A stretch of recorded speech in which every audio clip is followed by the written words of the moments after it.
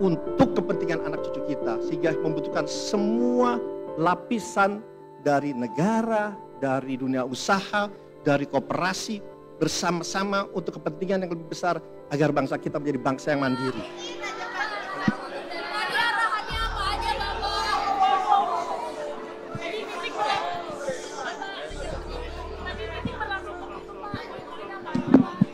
Ya, jadi tadi saya menyampaikan bahwa Danantara ini adalah kekayaan bangsa Indonesia.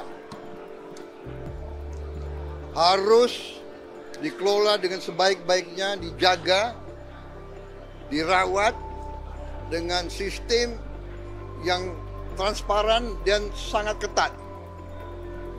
Karena ini adalah kekayaan yang luar biasa dan bisa mendorong kebangkitan kita. Kita kelola dengan baik, kita hitung aset-aset kita, ternyata kita kaya.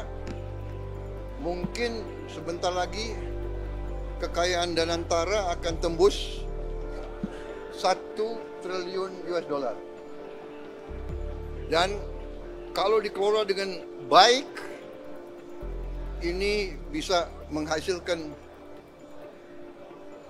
dana yang besar untuk bangsa kita. Itu pendekatan saya seperti itu.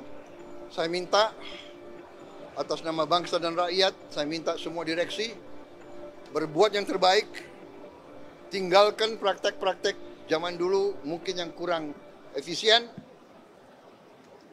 atau ada praktek-praktek yang nggak benar, harus ditinggalkan. Dan saya serahkan kepada manajemen untuk mengevaluasi semua direksi. Dievaluasi kinerjanya.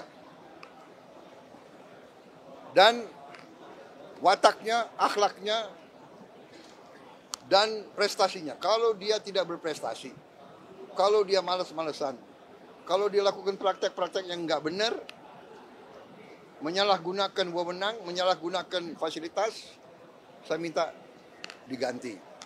Yang baik dari bawah, dari dalam, kalau bisa dipromosikan, kalau tidak cari ahli yang baik. Tapi tidak boleh yang tidak profesional.